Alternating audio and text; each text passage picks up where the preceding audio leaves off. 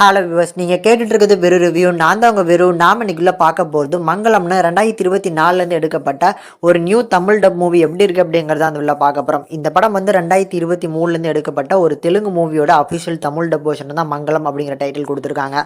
படத்தோட original title வந்து கல்யாண மாஸ்து. ஸோ இந்த படம் வந்து ஒரு family action comedy drama. So பார்க்கறதுக்கு எப்படி இருக்குது அப்படிங்கிறத டீட்டெயிலாக அந்த வீடியோவில் பார்க்கலாம். ஃபஸ்ட்டு கதை என்ன அப்படிங்கிறத பார்ப்போம். படத்தோட ஸ்டார்டிங்கில் சசி அப்படிங்கிறவர் அவரோட தங்கச்சியோட கையை ஒருத்தன் பிடிச்சிட்டான் அப்படின்னு சொல்லி துரத்தி வந்து அவனை போட்டு அடிச்சுட்டு, இந்த மாதிரி என் தங்கச்சி மேலே வந்து எவனா கையை வச்சிங்கன்னா இதே மாதிரி தான் அவன் நிலமை அப்படின்னு சொல்லி மிரட்டிட்டு போகிறாரு. அப்படி சொல்லும் போதே தெரிஞ்சு போச்சு அதே காலேஜில் தான் நம்ம ஹீரோ படிக்கிறாரு. அப்போ ஹீரோவும் வந்து பார்த்திங்கன்னா நம்ம ஹீரோயினை காதலிக்க போகிறாருன்னு. ஆனால் கொஞ்சம் ட்விஸ்ட்டு வச்சு நம்ம ஹீரோயினா ஹீரோவை காதலிக்கிறாங்க அப்படிங்கிற மாதிரி கொண்டு போனாங்க. ஸோ ஹீரோயின் வந்து எதுக்காக ஹீரோவை காதலிக்கிறாங்கன்னா ஒரு பிரச்சனையிலேருந்து அவர் தான் வந்து காப்பாற்றிருக்காப்புல. மேலும் வந்து ஒரு சில விஷயங்கள்லாம் பார்த்து நம்ம ஹீரோயினுக்கு பிடிச்சி போச்சு. இன்னொரு சைடில் நம்ம ஹீரோயினோட அண்ணன் இருக்கான் பார்த்தீங்களா, தங்கச்சி மேலே அந்த அளவுக்கு பாசம் வச்சுருந்தாலும் தங்கச்சி அண்ணனை வாய் கொடுத்து கூட பேச மாட்டேங்கிறா. அதுக்கு என்ன ரீசன் அப்படிங்கிறதும் தெரில. ஆனால் நம்ம தங்கச்சியை ஆபத்துலேருந்து காப்பாற்றுனது நம்ம ஹீரோ தான் அப்படின்னு சொல்லி அந்த அண்ணங்காரனுக்கு தெரிஞ்சதுனால இவங்க 2 பேரும் நல்லா நண்பர்களாக பழக ஆரம்பிக்கிறாங்க. ஆனால் இப்போ இவங்க 2 பேரும் காதலிக்கிறாங்க அப்படிங்கிறது ஹீரோயினோட அண்ணனுக்கு தெரிய வர்றப்ப என்னென்ன விஷயங்கள் நடந்தேருது, அதை ஏற்றுக்கிட்டாரா இல்லையா?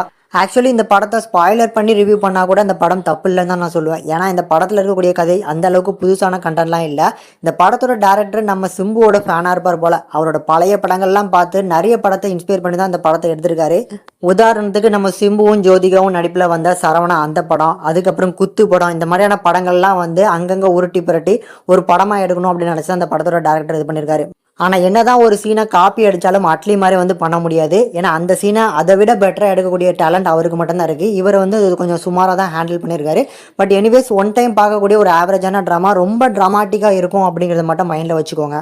பர்ஃபார்மன்ஸில் ஹீரோ ஹீரோயின் இவங்க 2 பேருமே ஒரு ஓகேஸ்டான ஒரு பர்ஃபார்மன்ஸை கொடுத்துருக்காங்க. ஆனால் இந்த படத்தில் தனியாக ஒரு பர்ஃபார்மன்ஸை சொல்லணும் அப்படின்னா, படத்தோட ஸ்டார்டிங்கில் ஒரு ப்ரொஃபஸராக வருவாங்க, ஒரு டிரான்ஸ்ஜெண்டராக. அவர் பண்ண ஒரு ரோல் சூப்பரான ஒரு ரோல். அந்த ரோலை சூப்பராக வந்து பார்த்தீங்கன்னா பர்ஃபார்மன்ஸ் பண்ணியிருந்தாங்க. தமிழ் டப்பிங்கும் நல்லா இருக்குது. உங்களுக்கு 90s வந்த நிறைய படங்கள்லாம் ரொம்ப பிடிக்கும் அப்படின்னா அது எல்லாத்தையுமே ஒரே படத்தை பார்க்கணும்னு நினச்சிங்கன்னா இந்த படத்தில் பார்க்கலாம். அந்த மாதிரியான படமாக தான் இந்த படம் இருக்கும். முடிஞ்சவனா ட்ரை பண்ணி பாருங்கள். ஃபைனலாக இந்த மங்களம் அப்படிங்கிற திரைப்படத்துக்கு நம்ம சேனலில் கொடுக்கக்கூடிய ரேட்டிங் என்னன்னா 5க்கு 1.9 வரைக்கும் ரேஷியோ கொடுத்துருக்கோம். முடிஞ்சவனா ட்ரை பண்ணி பாருங்கள்.